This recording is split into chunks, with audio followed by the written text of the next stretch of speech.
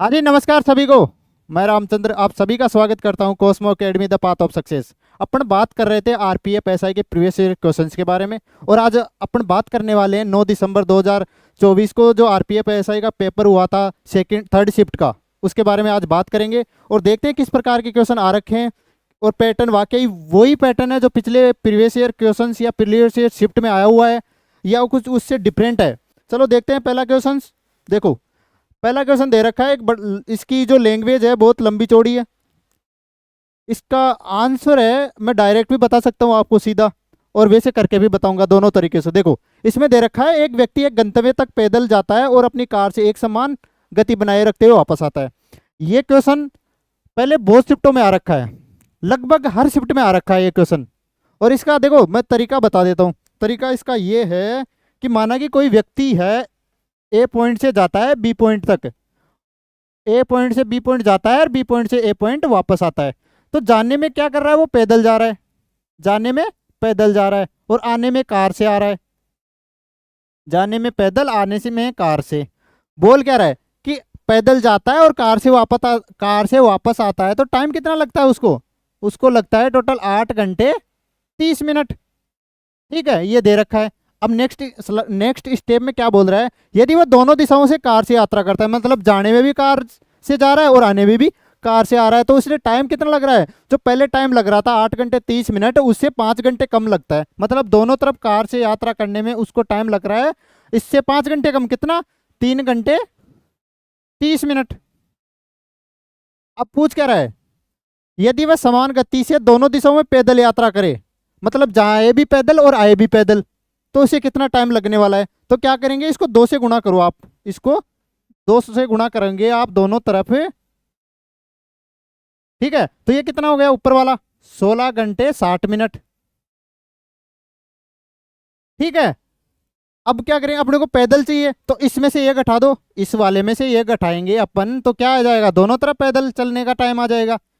16 में से 3 घटाएंगे तो 13 घंटे, और 60 में से 30 घटाएंगे तो 30 मिनट।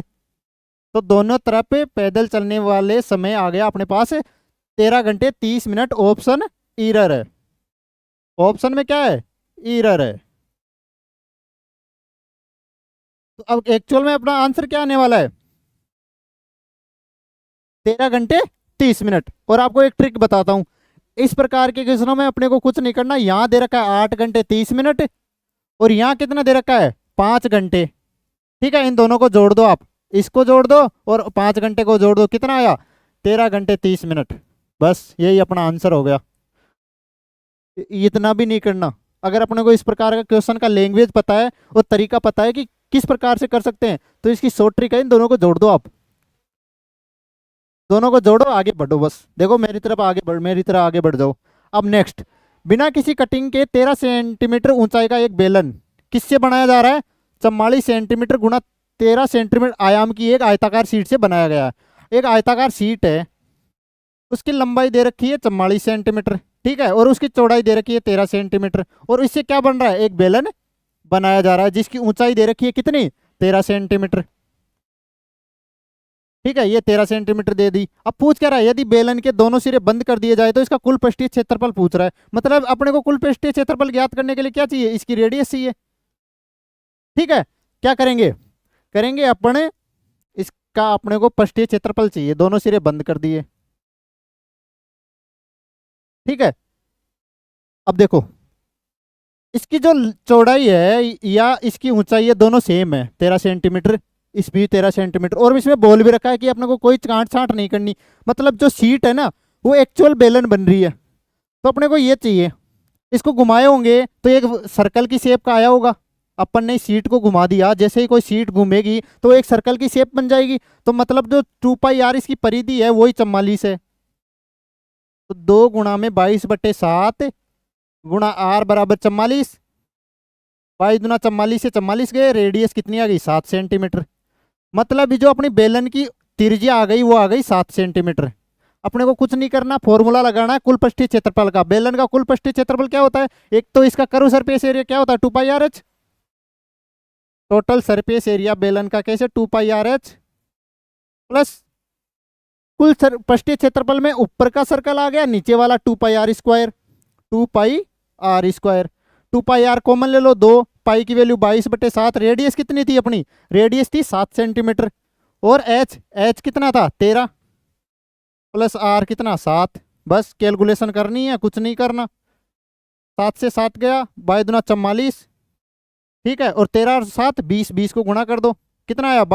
44 को 2 से गुणा करेंगे 88, 10 लगा दो। पृष्ठीय क्षेत्रफल आ गया अपने पास 880 सेंटीमीटर स्क्वायर। कहाँ पर है? ये रहा ऑप्शन नंबर 1।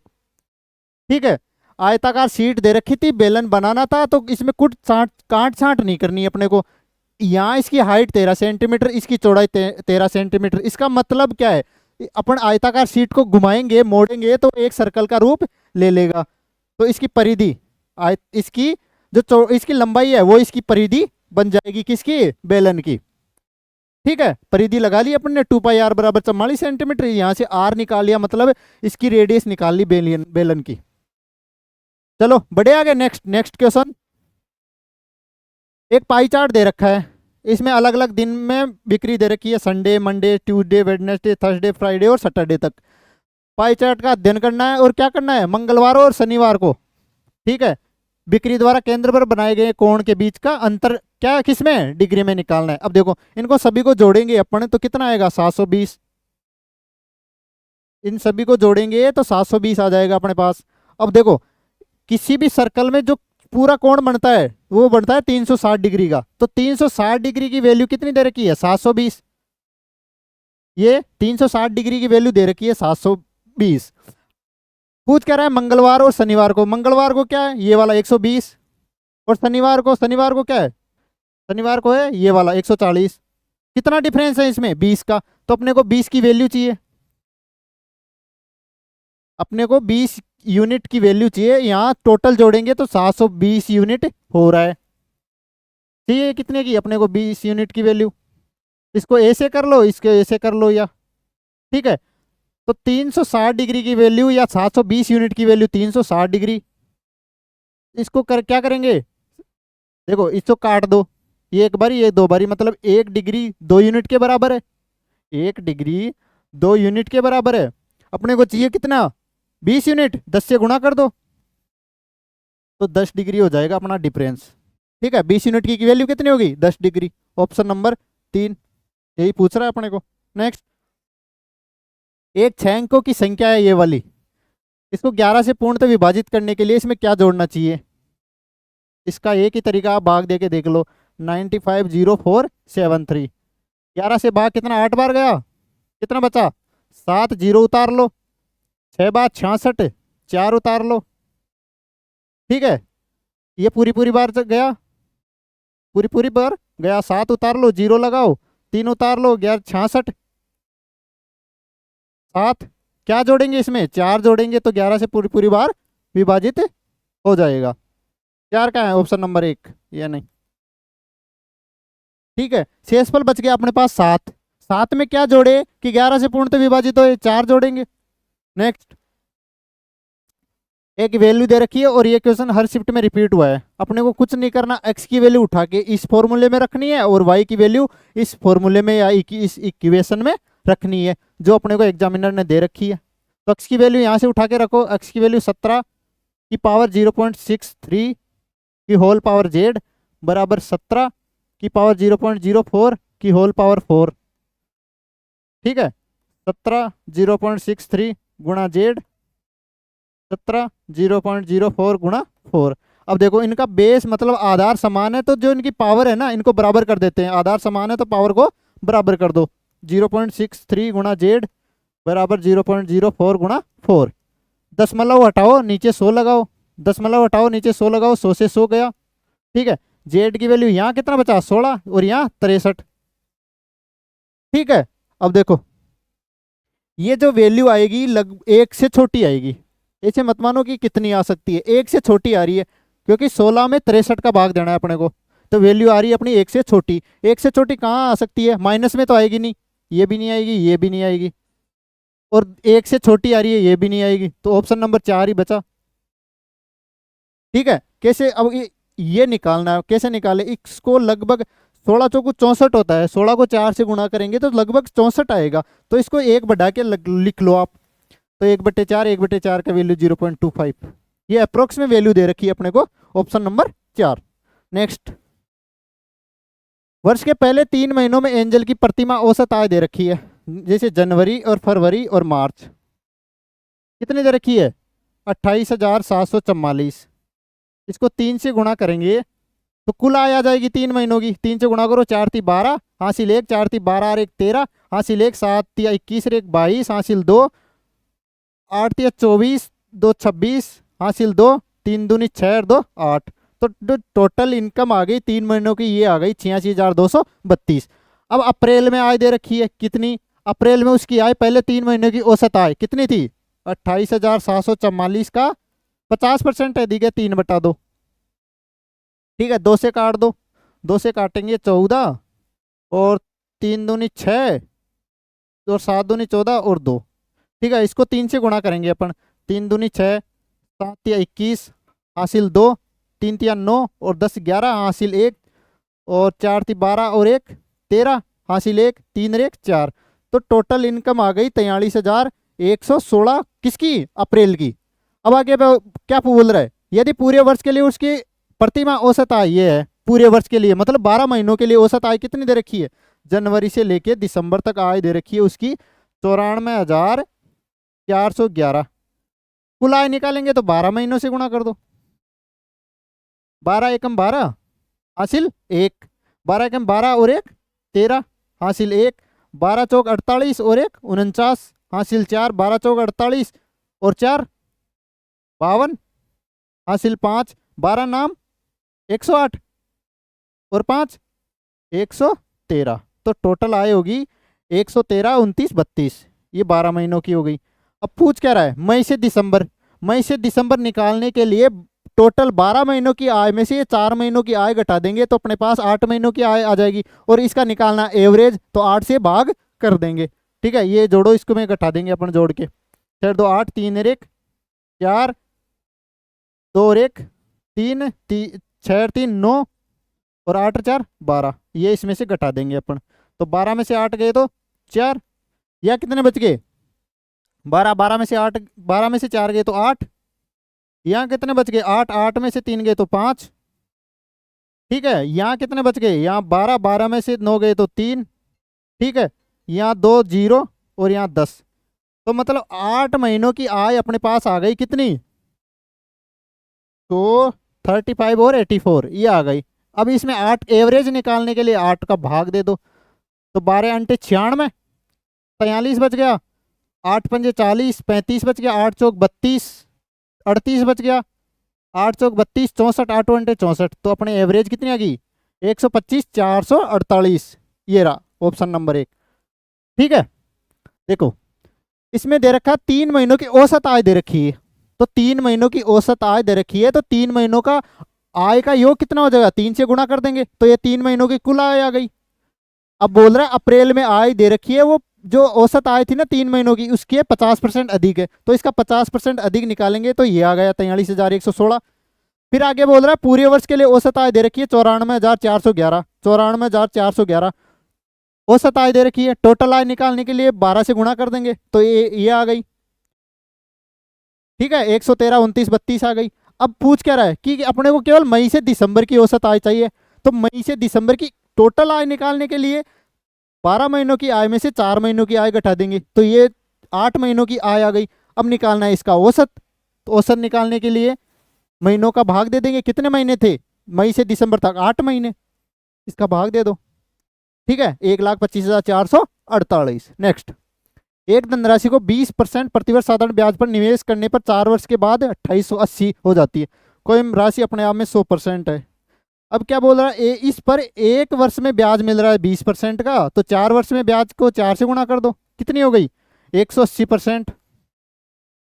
इसकी वैल्यू कितनी दे रखी है? 2880 रुपये। ठीक है, अब पूछ क्या रहा है? उसी धनराशि पर समान दर से 2 वर्ष में साधारण ब्याज, मतलब 40% की वैल्यू पूछ रही है। तो 1% की वैल्यू निकालने के लिए इसमें 2880 में 180 का भाग दे दो। 40% की वैल्यू निकालने के लिए इसको 40 से गुणा कर दो। ठीक है, अपने पास 2 वर्ष का साधारण ब्याज कितना होता है? 1 वर्ष में 20% है, 2 वर्ष में 40%। इसी की वैल्यू चाहिए अपने को। कर दो, काटा पीटी कर दो।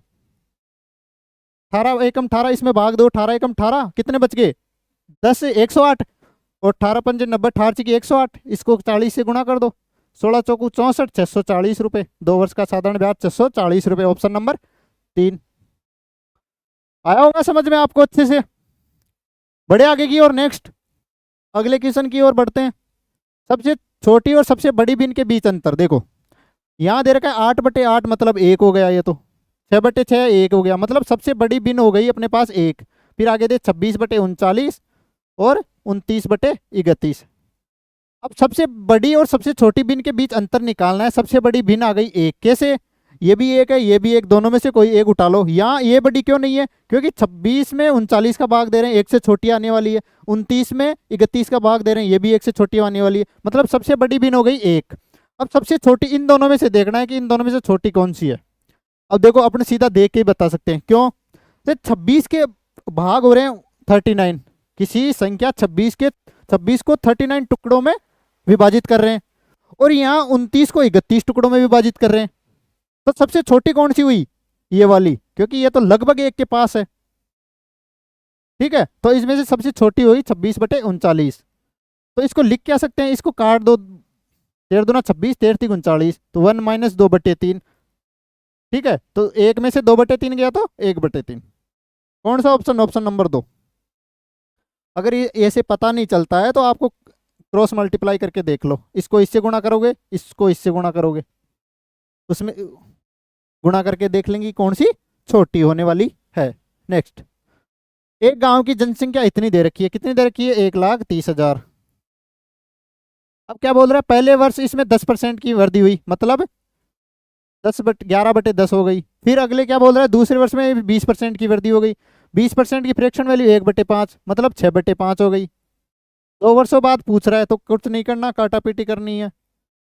ठीक है, इसको 5 से करेंगे तो 5 दूनी 10, और 30 बच गए 26, 2 जीरो उतार लो। 2600 को 11 गुणा 6 से गुणा करना है। अब देखो अपने को इसको गुणा करना है, या अपन सीधा ऑप्शन से जा सकते हैं। देखो कोई संख्या, कौन सी संख्या 11 का मल्टीपल है, ये संख्या 11 का मल्टीपल है। ठीक है, ये संख्या 11 का मल्टीपल नहीं है। 11 का भाग करके देख लो, ये संख्या 11 का मल्टीपल नहीं है। ऑप्शन बचे अपने पास 2। ठीक है, अब इनमें से अपने पास 11 का मल्टीपल ढूंढ लिए, 2 ऑप्शन काट दिए अपन ने। या तो आप गुणा करो, कुल गुणा करो, 2600 को 11 गुणा 6 से गुणा करो, या अपन मल्टीपल देख लो कि 11 से कौन अपने पास एक संख्या आ रही है, एक प्राइम नंबर आ रहा है 11, इससे भाग दे के देख लो कि कौन सी संख्या कट रही है। तो ये दोनों नहीं कट रही, ये दोनों कट रही है। अब अपने पास 6 है, 6 में 3 गुणा 2 आ रहा है, तो इसमें 3 आ रहा है। अब 3 से देख लो कौन सी संख्या 3 से जा रही है, तो 3 से 4 और 1 5, 5 और 3 8, ये नहीं जा रही, 3 से ये जा रही है, 7 और 1 8 और 1 6, 7 और 1 8 और 1 9, 9 और 6 15, ये संख्या 3 से कट रही है। मतलब इसको अपने को गुणा करने से भी कोई फायदा नहीं है, अपन ऑप्शन से सीधा देख लिए, दो दो वैल्यू उठा के देख ली अपन ने। 11 से देख लिया, 11 से 2 ऑप्शन एलिमिनेट हो गए। फिर 6 से देख लिया, 6 में 3 आ रहा है, 2 आ रहा है, 3 को उठाओ, 3 से देख लो कि कौन सी संख्या 3 से डिविजिबल हो रही है। या आप चाहो तो इसको गुणा करके देख लो, गुणा करोगे तो ये अपने पास आने वाला है। ठीक है, बड़े आगे की ओर, आया समझ में। नेक्स्ट, 3 साझेदारों ने एक व्यवसाय में इस अनुपात में निवेश किया, और कितने महीनों के लिए, ये महीने अलग अलग दे रखे हैं। तो लाभ का अनुपात चाहिए, कर लो, कुछ नहीं करना, 6 को 8 से गुणा कर दो, रेशियो 7 को 3 से गुणा कर दो, और 3 को 10 से गुणा कर दो। 8 6 48, 7 या 21 और 30 है क्या कहीं, 3 से और कट रहा है, ये आगे 3 से भी कट रहा है, तो 16 7 और 10 ये आ जाएगा, ये नहीं आएगा, तो 16 7 10, ऑप्शन नंबर 2। ठीक है, जो प्रॉफिट होता है, प्रॉफिट क्या होता है, प्रॉफिट होता है निवेश गुणा समय, निवेश गुणा समय, यही किया है अपन ने। ये निवेश था 6 यूनिट, कितने महीनों के लिए, 8 महीनों के लिए, रेशियो 7 यूनिट, कितने महीनों के लिए, 3 महीनों के लिए, रेशियो 3 यूनिट, कितने महीनों के लिए, 10 महीनों के लिए, बस यही करा है अपन ने। नेक्स्ट, एक थोक व्यापारी है, 45,000 का माल खरीदता है और निर्माता 15% की व्यापार छूट और 10% की अतिरिक्त छूट प्रदान करता है। दोनों छूट के बाद शुरुआती कीमत की गणना करो। दोनों छूट दे दी, है ना, उसके बाद जो अंतिम कीमत हुई वो पूछ रहा है अपने को, 45,000। अपन ने लिख लिया 45,000, ठीक है। उस पर 15% की छूट दे दी, मतलब वैल्यू कितने की हुई, 85% की। 85% को क्या लिख सकते हैं, 17/20। फिर आगे 10% की और छूट दे दी, इसको क्या लिख सकते हैं, 9/10। ठीक है, जीरो से जीरो काट दो, इस जीरो से इस जीरो काट दो, इसको 2 से भाग करें 225 गुणा में 17 गुणा में 9। अब देखो वही सिचुएशन आ गई कि अपन इसको टोटल मल्टीप्लाई करें या किसी एक संख्या को देख ले कि कौन सी संख्या का भाग जा रहा है, एलिमिनेट ऑप्शन एलिमिनेट करके। अब देखो यहाँ 9 है, तो मतलब जो ऑप्शन दे रखे हैं उसमें 9 का भाग जाना चाहिए। कौन सी संख्या में 9 का भाग जा रहा है, 4 3 7 8 9, 9 और 2 11, 11 और 5 16, इसमें 9 का भाग नहीं जा रहा, हटा दो इसको। इसमें जा रहा है 4 3 7 और 2 9, 5 और 5 10, इसमें भी नहीं जा रहा। अपने को 9 का डिविजिबिलिटी रूल पता होना चाहिए। अब इसमें देखो 4 3 7, 7 और 4 11, 11 और 10 21, इसमें भी नहीं जा रहा। अब इसमें देख लो 4 3 7, 7 और 4 11, 11 और 13, 13 और 5 18, ऑप्शन नंबर 4 इसमें 9 का जा रहा है। तो अपने को गुणा करने का बेनिफिट मिल गया, गुणा करने से बच गए अपन, इसको टोटल संख्या को मल्टीप्लाई करने से बच गए। अपना जो आंसर आ गया वो 34,425। अगर 9 से किसी दो संख्याओं में भाग जा रहा होता तो अपन 17 एक संख्या है अपने पास, इसको भाग दे के देख लेते। ठीक है, नेक्स्ट। किसी घन का आयतन दे रखा है, आयतन क्या होता है, a क्यूब बराबर 1728। किसका क्यूब है, ये 12 का क्यूब है। पूछ क्या रहा है, घन का कुल पृष्ठीय क्षेत्रफल कितना होता है, 6a²। तो 6 गुणा में a का स्क्वायर 144, कर दो मल्टीप्लाई। यूनिट डिजिट देखो, पूरा मल्टीप्लाई मत करो, यूनिट डिजिट देखो, 6 चौका 24, 4 आना चाहिए, इसमें भी नहीं आ रहा, इसमें भी नहीं आ रहा, यहाँ आ रहा है, यहाँ भी नहीं आ रहा। ठीक है, या गुणा कर लो, 6 चौका 24 का 4 हासिल 2, 6 चौका 24 26 हासिल 2, 6 और 2 8, 864। तो इससे ये आगे एक स्टेप जाने से बढ़िया है आप सीधा देखो ना यूनिट डिजिट क्या आ रही है। ये सीधे आरपीएफ एसआई के क्वेश्चंस है जो आरपीएफ ने डाले। अब देखो एलसीएम पूछ रहा है। अब एलसीएम निकालने के बजाय किसी एक संख्या को उठा लो, ऐसी संख्या उठाओ जो अपने को आराम से उसको ऑप्शन में अप्लाई कर सकते हैं। उस संख्या को उठाओ जिसको अप्लाई आराम से कर सकते। देखो 24 उठाई अपन ने, 24 में क्या आ रहा है, 8 गुणा में 3, मतलब जो संख्या होगी उसमें 3 का भाग या 8 का भाग जाना चाहिए। ठीक है, 8 का भाग इस संख्या में नहीं जा रहा। 8 का डिविजिबिलिटी रूल कहता है कि संख्या के लास्ट के 3 डिजिट 8 से भाग होने चाहिए। तो कौन सी संख्या में इसमें नहीं जा रहा। ठीक है, अब देखो इसमें जा रहा है, इसमें भी नहीं जा रहा। 8 का भाग 3 डिजिट में देखो, 8 पंजे 40, 10 10 में भाग 8 का नहीं जाता, ये भी हट गया।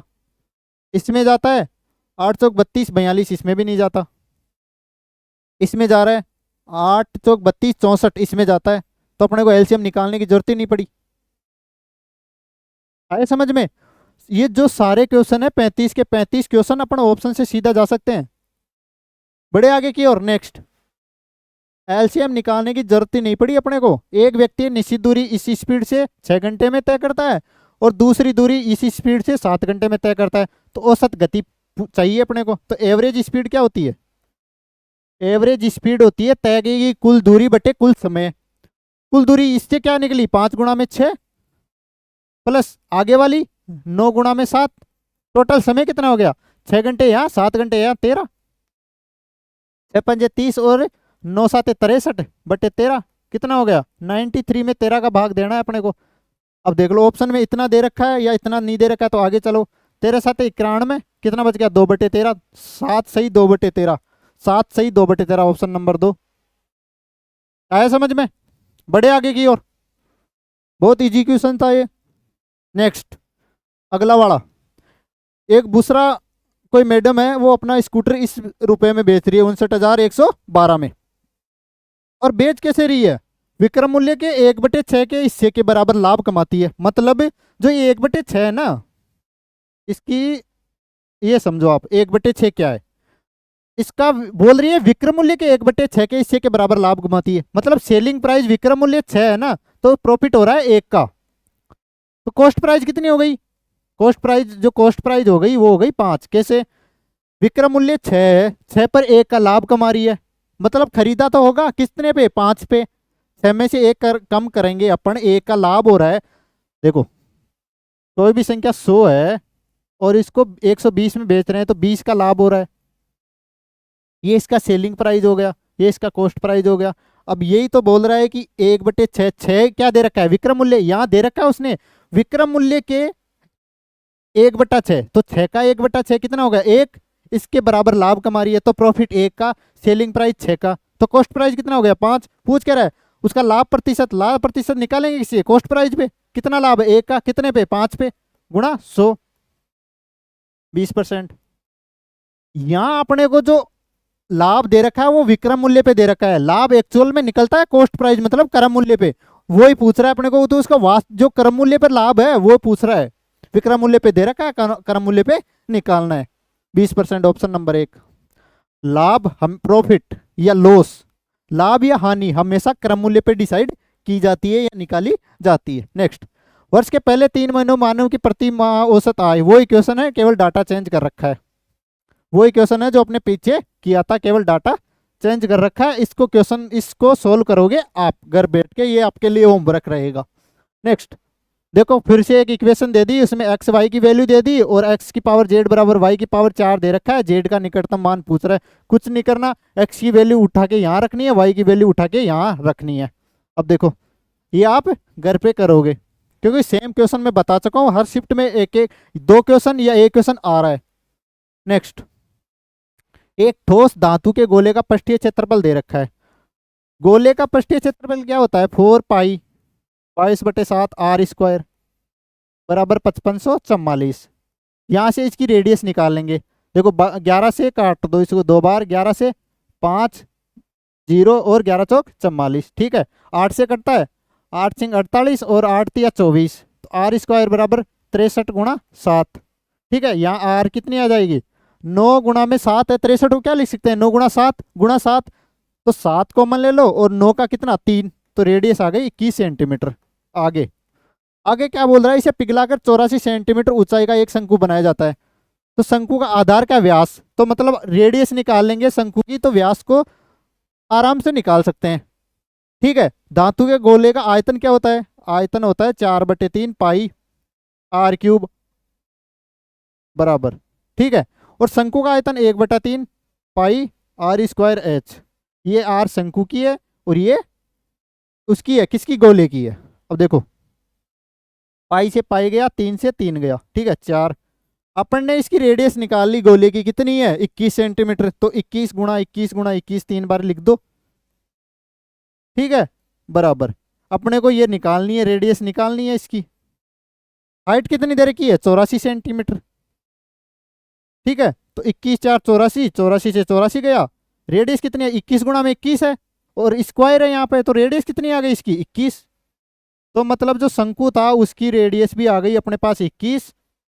व्यास निकालने के लिए रेडियस मतलब त्रिज्या को 2 गुना कर दो, तो 21 का 2 गुना कितना हो गया? 42 सेंटीमीटर, ठीक है। बड़े आगे की ओर। नेक्स्ट, एक वैल्यू दे रखी है अपने पास, किसमें? बार में, उसको अपने को साधारण भिन्न में कन्वर्ट करना है। मैंने बताया था कि बार वाले क्वेश्चन को किस प्रकार से करते हैं। दशमलव के बाद कितनी संख्या है? 3 संख्या। बार कितनी संख्या पे है? 2 संख्या पे, तो 93 लिख लो, कितनी टोटल संख्या लिख लो।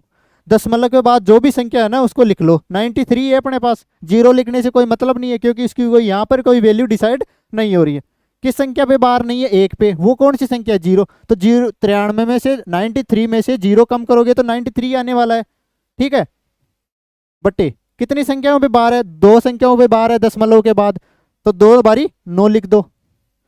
दशमलव के बाद कितनी संख्या पे बार नहीं है? 1 संख्या पे बार नहीं है, तो 1 बारी 0 लिख दो, प्लस आगे बढ़ जाओ। यहाँ पर भी यही करना है, टोटल संख्या 23 और यहाँ पे सीधा दशमलव के बाद बार आ रहा है संख्या पे, तो छोड़ दो। आगे कितनी संख्याओं में बार है? 2 संख्याओं में बार है, 2 बारी 9 लिख दो, 2 ही संख्या है दशमलव के बाद। नेक्स्ट, 93/990, यहाँ 23/99। अब देखो यहाँ पर 990 है, यहाँ 99 है, तो नीचे जो हर को बराबर करने के लिए 10 से ऊपर नीचे गुणा कर दो, ठीक है। एलसीएम ले लो, कितना? 990, इसको जोड़ दो, 3, 9 और 3 12, हासिल 1, 9 10 11 और 1 12। कटता है 3 से, 3 से कटता है तो काट लेंगे, नहीं कटता है तो ऐसे रख लो। 3 से कटता है तो काट लेंगे, नहीं कटता है तो ऐसे रख लो। ठीक है, अपने को ऐसे ही रखना पड़ेगा। 1223/990, 1223/990 आ रहा है क्या? 1290 नहीं, जोड़ बाकी गलत कर दी। देखो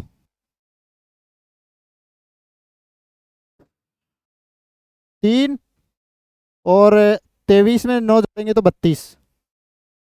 323/990, 323/990 कौन सा है? Option number 3, 323/990। आया समझ में?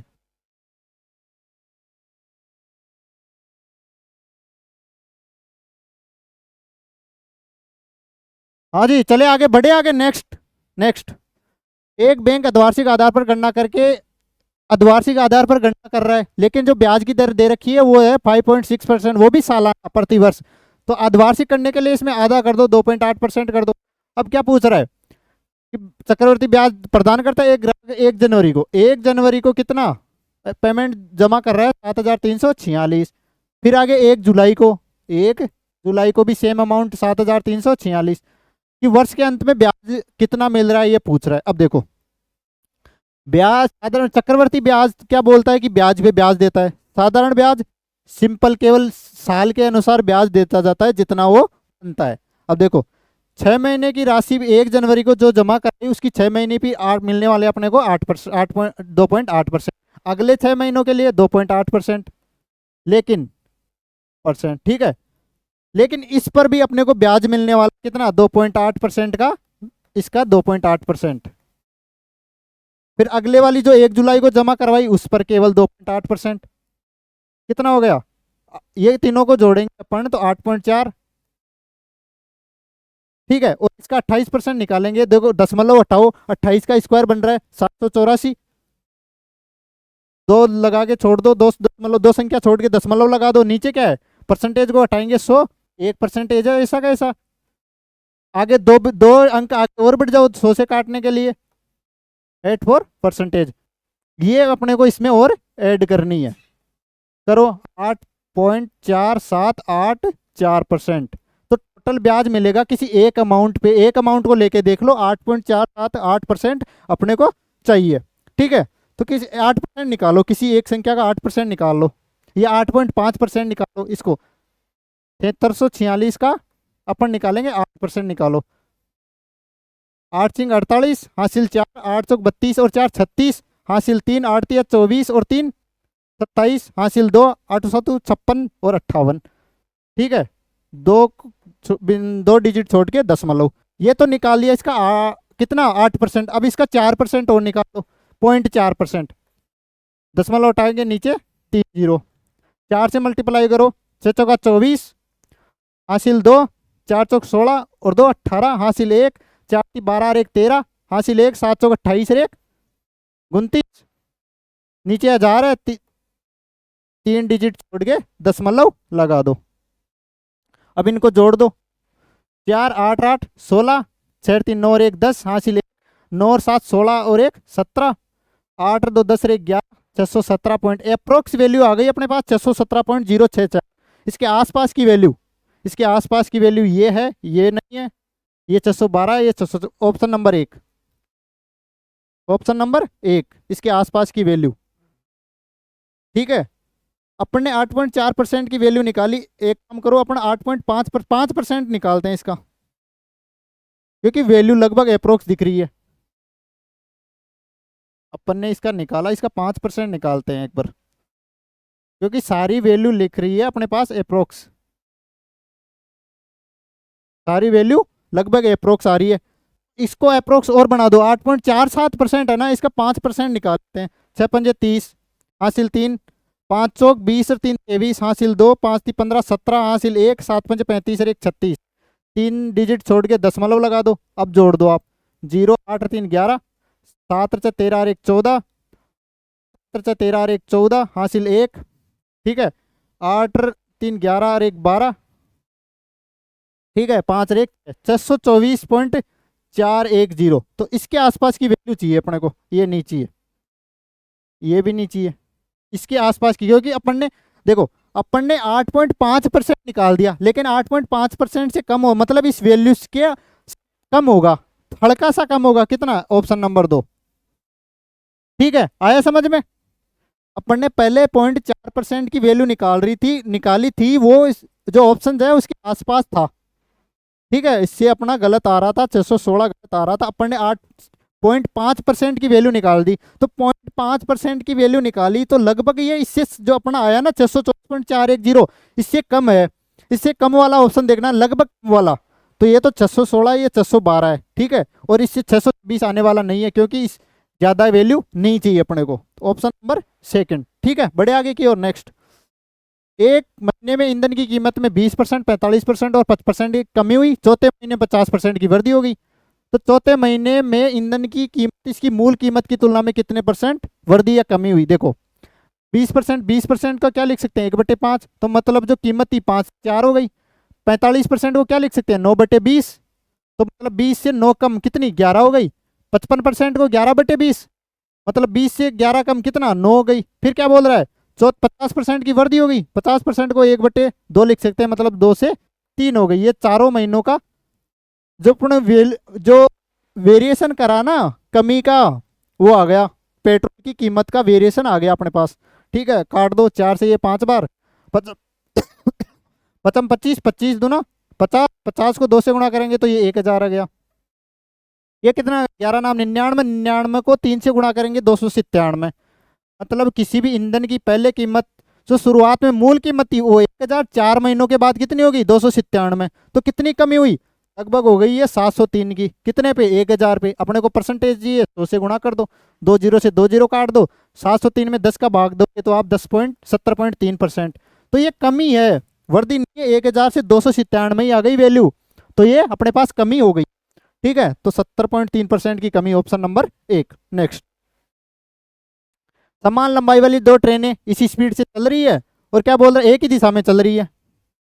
तेज गति वाली ट्रेन धीमी गति वाली ट्रेन को 24 सेकंड में पार करती है, तो ट्रेन की लंबाई। ये क्वेश्चन हर शिफ्ट में आ रखा है, हर शिफ्ट में। दूरी बराबर या लंबाई बराबर चाल गुणा में समय, चाल दोनों एक ही दिशा में है, दोनों का डिफरेंस कर दो, कितना कितना हो गया, 26 1 27। और ये दे रखा कितना है, किलोमीटर प्रति घंटे में, इसको मीटर पर सेकंड में बनाने के लिए 5/18 से गुणा कर दो, और सेकंड कितना है, 24। ठीक है, काटा पेटी कर दो, 9 दूनी 18, 9 30 27, 12 बार कट गया, 2 से इधर 6 बार कट गया।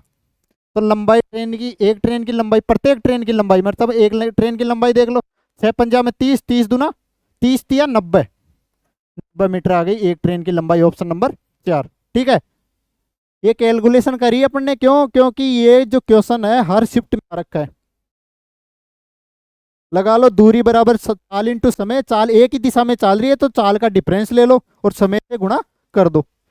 एक रेलगाड़ी इसी स्पीड से ये दूरी तय करती है और इसी स्पीड से ये दूरी तय करती है, तो रेलगाड़ी द्वारा तय की गई दूरी का औसत गति, एवरेज स्पीड, एवरेज स्पीड कैसे निकालेंगे, चली गई कुल दूरी कितनी थी, 294 प्लस 266, टोटल टाइम, तो 294 किस स्पीड से, 147 की स्पीड से, और कितना आगे क्या है, 133, 266 किलोमीटर की दूरी 133 की स्पीड से। कर लो, ऐड करो, 6 4 10 हासिल 1, 9 और 6 15 और 1 16 हासिल 1, 2 और 2 4 1 560, नीचे कितना आ गया, इसको काटोगे तो ये 2 बार जाएगा, ये भी 2 बार, 4 का भाग दे दो, 4 का भाग देंगे 1, 14 चौको 56 होता है, 140 किलोमीटर प्रति घंटा।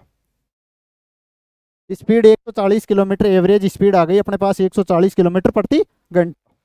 बड़े आगे की और नेक्स्ट, नेक्स्ट देखो, ये अपने पास सर्च एंड इंडाइसिस का क्वेश्चन है। अगर ए की पावर एन अपॉन बी की पावर एन है या एम है, तो इसका केस ए की पावर घात बराबर है ए की पावर एन बटे ए की पावर एम है, तो ऊपर जाके ये क्या हो जाएगा, एन की पावर एन माइनस एम हो जाएगा। इसी प्रकार से ये करना है, ऊपर है ए की पावर 1, नीचे है 3, तो 1 - 3 गुणा में बी की पावर 4 - 6 गुणा में सी की पावर 5 - 9।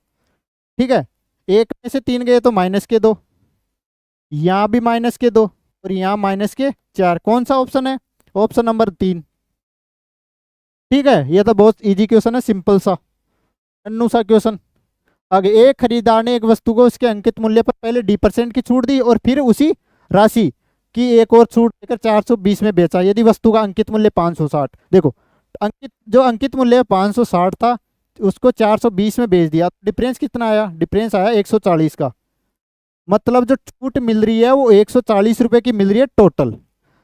अब बोल क्या रहा है कि पहले तो D% की छूट दे रख, D% की छूट दे रहा है और फिर किसी राशि की छूट दे रहा है। तो मतलब क्या बोल रहा है कि जो रुपए है, यहाँ पर भी रुपए बराबर रहने वाले, यहाँ पर भी रुपए बराबर रहने वाले। ठीक है, तो टोटल छूट, दो छूट 140 की, तो एक छूट कितने की? 70 की। दो छूट 140 की, तो एक छूट कितने की आ गई? 70 की। ठीक है, अपने को चाहिए ये वाली D%, तो 70 की छूट कितने पे? 560 पे। डिस्काउंट हमेशा MRP पे दिया जाता है, तो 70 की छूट 560 में गुणा 100, 10 से 10 गई, 7 से 8 बार गया, 100/8 को 100 में 8 का भाग देंगे तो 12.5%। तो डी की वैल्यू कितनी आ गई? 12.5। Option number 2। यहां बोल रहा है कि D% की छूट और जो रुपए में छूट दी वो दोनों इक्वल है। D% की, मान लो D% की छूट देने पे 70 रुपए छूट दे रहा है, तो 70 रुपए के आगे फिर 70 रुपए में छूट दे रही है या परसेंटेज में छूट दे रही है या रुपए में, और दोनों इक्वल बोल रखा है कि समतुल्य राशि। फिर उसी राशि, मतलब जहां जितनी राशि की छूट यहाँ आई ना, उसी राशि की एक और छूट दे दी। टोटल छूट 140 की, एक बारी में छूट 70 की। यही निकालना है अपने को। 70 का कितना? एक 560 गुणा 100। कैलकुलेट करो।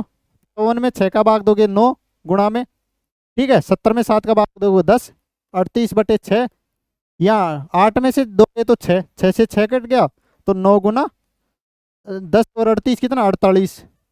ठीक है, अब देखो यूनिट डिजिट देखो, 9 72, 72 इसमें नहीं आ रहा, 3 में आ रहा है।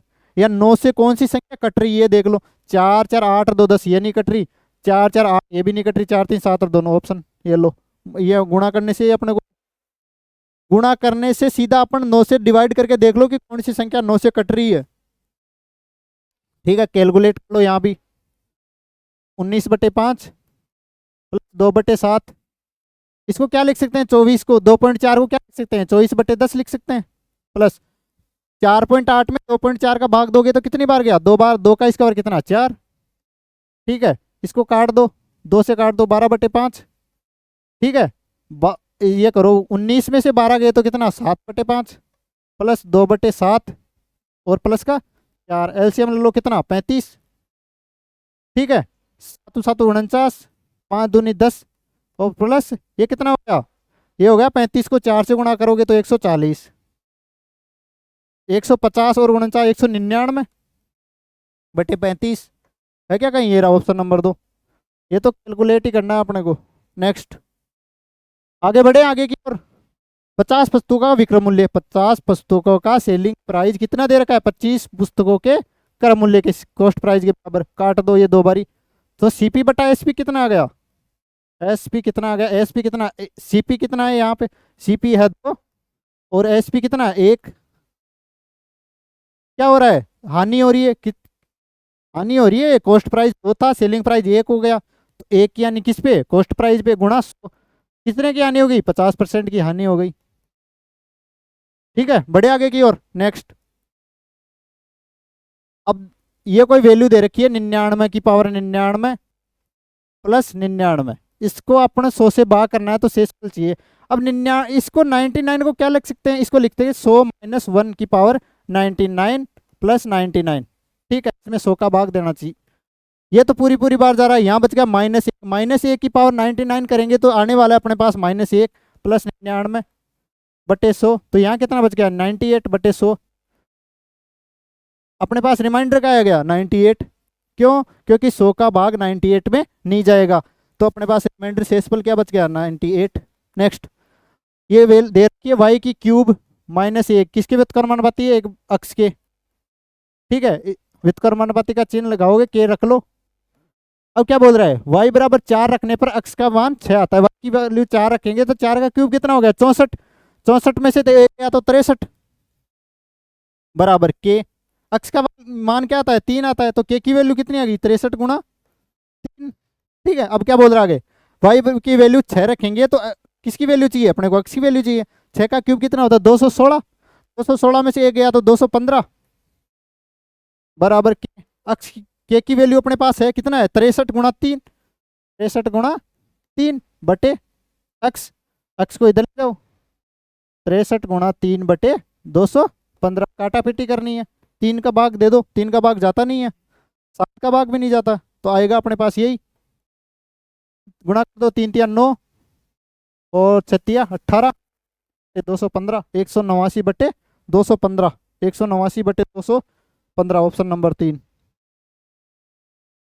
नेक्स्ट, 7 संख्याओं का औसत दे रखा है 51, प्रत्येक संख्या में 6 की वृद्धि कर रही है तो 51 में 6 जोड़ दो आप 57, तो एवरेज कितना हो जाएगा 57, ऑप्शन नंबर 1। औसत एवरेज दे रखा है 51 और बोल रहा है कि प्रत्येक संख्या में 6 की वृद्धि कर रही है, तो एवरेज औसत में भी आप 6 जोड़ दो तो नया एवरेज कितना हो जाएगा 57। वार्षिक रूप से चक्रवर्ती दर पर 20% वार्षिक चक्रवर्ती ब्याज दर पर 2500 का निवेश किया, n वर्षों के बाद ये राशि प्राप्त हो गई। अपने को चक्रवर्ती ब्याज का फॉर्मूला पता है, क्या होता है अमाउंट बराबर मूलधन 1 plus rate of interest divide by 100 की पावर समय, n क्या है यहाँ समय, ठीक है, घंटों की संख्या। अमाउंट लिख लो 4320, पी को नीचे ले आओ कितना है पी प्रिंसिपल 2500 रुपए, ठीक है, बराबर रेट ऑफ इंटरेस्ट कितना है 20%, 20% को कितना क्या लिख सकते हैं 1/5, इसको 1 प्लस 1/5 की पावर n, ठीक है, 1 0 से 1 0 कट गया, यहाँ 5 से नहीं जा रहा 2 से जा रहा है, 2 से काट दो, 2 से जा रहा है 2 एकम 2 और 16 दूना 32, यहाँ से 225 बराबर 225, हाँ 6/5 की पावर n, इसको क्या लिख सकते हैं इसको 125, इसको क्या लिख सकते हैं, इसको लिख सकते हैं यहाँ लिख सकते हैं 6/5 की पावर क्यूब। तो n की वैल्यू क्या आ गई, n की वैल्यू आ गई यहाँ से 3, क्योंकि आधार बराबर है तो पावर जो पावर है उसको बराबर कर दो, आधार समान है तो घात को बराबर कर दो, तो n की वैल्यू कितनी आ गई 3, ऑप्शन नंबर 2, ठीक है। 6 का क्यूब 216, 5 का क्यूब 125। नेक्स्ट, पुरुषों का औसत वजन 2 kg बढ़ जाता है जब उनमें से 48 kg वजन वाले, मतलब एक 48 kg वजन का व्यक्ति था उसकी जगह नया व्यक्ति आ गया, उसका वजन पूछ रहा है। देखो मान लिया अपन ने जो एवरेज वजन था, एवरेज वजन औसत वजन सभी का क्या मान लिया x मान लिया, तो टोटल 6 पुरुषों का योग कितना हो गया, 6 पुरुषों के वजन का योग कितना हो गया, टोटल वजन कितना हो गया, टोटल वजन कितना हो गया 6 से गुणा कर दो 6x। अब क्या बोल रहा है, ये बोल रहा है कि इसमें से एक 48 टोटल वजन में से एक 48 kg वजन का चला गया और एक p kg मान लिया, कोई जो नया व्यक्ति आ रहा है उसका वजन है p kg, वो आ गया, तो एवरेज वही 6 व्यक्ति है, एवरेज कितना माना था अपन ने x बढ़ गया 2, ठीक है, कैलकुलेशन कर लो 6x माइनस 48 प्लस p से इधर गुणा कर दो 6x प्लस 12, 6x से 6x कट गया, 48 को उधर ले जाओ तो 48 और 12 60, तो नया व्यक्ति आया उसका वजन है 60 kg, ऑप्शन नंबर 3। आया समझ में, बड़े आगे की ओर देखो। नेक्स्ट, 7 संख्याओं का औसत 53, वही क्वेश्चन नेक्स्ट रिपीट हो गया, 53 है 7 संख्याओं का औसत, प्रत्येक संख्या में 7 की वृद्धि की जा रही है तो एवरेज औसत में भी 7 की वृद्धि कर दो, कितना हो गया, ये हो गया अपने पास 60, तो नया एवरेज हो गया 60। आया समझ में। नेक्स्ट, पारवर्ती और परी 5:26 के अनुपात व्यवसाय में निवेश करती है और कुल लाभ कितना है इतना, तो परी और पारवर्ती द्वारा अर्जित लाभ के बीच अंतर चाहिए, टोटल लाभ कितने का हो गया यहाँ 31 का, अंतर कितना हो गया 21 का, गुणा में टोटल लिख दो 3038, ठीक है, काटा पीटी कर दो, इसको भाग दे दो, इसमें इसका भाग दोगे आप 9, तो 9 9 27, ठीक है, 13 13 में से 9 गए 4, यहाँ कितना बच गया 29, 29 में 27 गए 2 और 8 उतार लो, ठीक है, ये 8 बार चला गया, ठीक है। और यार पेन ही चला गया अपना, ऐसा क्वेश्चन थोड़ी था। चलो मल्टीप्लाई करो 21 गुणा में 98। अब देखो मैं एक तरीका बताऊँ, या तो इसको गुणा करो, ठीक है, या आप देखो 21 में 3 आ रहा है, तो कौन सी संख्या 3 से कट रही है? 3 से कट रही, देखो 8 5 13 और 2 15, ये भी कट रही है। 9 8 1 9 5, ये नहीं कट रही। 8 2 10, ये भी नहीं कट रही। 8 4 12, ये कट रही है। दो संख्या ऐसी है वो जो 3 से कट रही है। अब देखो इसमें 21 में 7 भी है, इन दोनों में से देख लो कि कौन सी संख्या 7 से कट रही है। तो 56 में से दो, 58 में से 2 गए 56, ये कट रही है 7 से। और ये 208 में से 2 गए 206, 206 में 7 का भाग जाता है, 7 दूनी 14, 66, इसमें नहीं जाता। तो ऑप्शन आने वाला अपना 4। तो अपने को मतलब डिविजिबिलिटी रूल पता होना चाहिए 1 से लेके 10 तक की संख्याओं का। तो अपन आराम से किसी भी क्वेश्चंस को ऑप्शन से सोल्व कर सकते हैं। या तो मल्टीप्लाई करो, 21 को 8 से गुणा करेंगे तो 8 और 16 हासिल आ जाएगा। 21 को 9 से गुणा करेंगे तो 198, इसमें 16 जोड़ दो तो 200। 21 को 8 से 8 8 दूनी 16 और 9, यहाँ कितना, इस 21 को 9 से गुणा करेंगे तो 189 आएगा। ठीक है, तो 205 5। ठीक है, ऑप्शन नंबर नेक्स्ट। ठीक है, ये थी अपनी थर्ड शिफ्ट 9 दिसंबर 2024 को आयोजित की गई रेलवे द्वारा। थर्ड शिफ्ट अपन ने कंप्लीट करी। ठीक है, अगली वीडियो में देखेंगे अपन 12 दिसंबर की पहली शिफ्ट को। तो आपको जो तरीका था वो कैसा लगा? ठीक है, क्वेश्चन से वही आ रहे हैं पहली शिफ्ट में आए थे, केवल डाटा चेंज करा है। और हर एक क्वेश्चन लगभग 2 बार रिपीट हो रखा है। 35 क्वेश्चनों में 4 से 5 चैप्टर उठा रखे हैं और प्रत्येक क्वेश्चन 2 बार रिपीट कर रखा है। ठीक है, तो बताना, कमेंट करके बताना किस प्रकार से क्वेश्चन है, इनका लेवल आपको किस प्रकार से लेवल लगा है इनका। और मैंने जो तरीका बताया कि ऑप्शन से अपन सीधा कर सकते हैं, कैलकुलेशन है मल्टीप्लाई या गुणा करने की, जो अपन या तो इसको गुणा करो या ऑप्शन से उठाओ। अपने को तुरंत बिंदु पे क्लिक जाना चाहिए, अपना दिमाग तुरंत ये सोचना चाहिए कि 21 गुणा 98 में 21 को 7 गुणा 3 है, तो कोई भी पहले 3 उठा लो। सबसे इम्पोर्टेंट रोल करता है 3 और 9, क्योंकि इनका डिविजिबिलिटी रूल आसान होता है। संख्याओं को जोड़ो, ये संख्या है 2058 है, इसको जोड़ दो, तीनों डिजिट को जोड़ दो, संख्या के डिजिट को चारों को जोड़ दो। 8 5 13 और 2 15। अब 15 में 3 का भाग जा रहा है तो ये संख्या 3 से कटेगी। और यही संख्या अगर इनका जोड़ 18 हो जाता तो 18 या 9 हो जाता तो टोटल संख्या तो वो 9 से कटती। तो ये जो पहले ये ढूंढो, आप 3 ढूंढो या 9 ढूंढो। ठीक है, तो जो ये अप्रोच बताई मैंने, बहुत सारे 35 में से लगभग आपको 25 क्वेश्चन ऐसे बताए होंगे कि ऑप्शन से सीधे जा रहे हैं अपन उसको। कहीं कहीं पाई की वैल्यू पूछ लेती है, तो पाई की वैल्यू क्या होती है? 22/7। इसमें ये संख्या 11 का मल्टीपल हो रही है, पाई में 11 आता है, तो 11 का डिविजिबिलिटी रूल पता है अपने को। तो ऑप्शन में 11 का कौन सा ऑप्शन 11 से मल्टीप्लाई हो रहा है या उसमें 11 का भाग जा रहा है, ये देख लो। अपने को ये गुणा करने की जरूरत ही नहीं है, आगे बढ़ने की जरूरत ही नहीं है। जैसे अपन ने वहां पर पूछा था, अपने को एक क्वेश्चन पूछा था, कौन सा वाला मैं बता देता हूँ आपको, कौन सा पूछा था। पृष्ठीय क्षेत्रफल का पूछा था अपने को, बेलन का टोटल सरफेस एरिया। अभी देख लेते हैं कौन सा पूछा था, उसमें बताता हूँ मैं आपको। मिल नहीं रहा, मिल जाएगा लेकिन नहीं मिल रहा यार। हाँ, ये वाला पूछा था। ठीक है, अब देखो पृष्ठीय क्षेत्रफल में 22 आ रहा है, पाई की वैल्यू अपने को हमेशा लेनी ही लेनी है। ठीक है, और इसमें क्या आ रहा है? 11 आ रहा है, तो कौन सा ऑप्शन 11 से कट रहा है ये देखो पहले तो 11 से ये भी कट रहा है, ये भी कट रहा है, और ये 11 से कट रहा है, ये नहीं कट रहा, तो ऑप्शन है ये कटा दो। ठीक है, अब इन तीनों में देखो, अब देखो आगे, अब आगे क्या आ रहा है? 11 × 4, 4 कौन सा कट, 4 से ये तीनों आगे कट रहे हैं, तीनों ऑप्शन 4 से भी कट रहे हैं, 11 से भी कट रहे हैं और 5 से भी कट रहे हैं। तो इस प्रकार के क्वेश्चनों को अपन टोटल वैल्यू लेनी है। बेसिकली यहाँ पे पाई की वैल्यू 3.14 ले रखी थी, लेकिन ये मिस्टेक है, यहाँ पे 22/7 ही लेनी थी। ठीक है, तो ऐसे क्वेश्चनों को करने के लिए अपने को फिर पूरा बेस पूरा करना पड़ेगा, आंसर तक जाना पड़ेगा।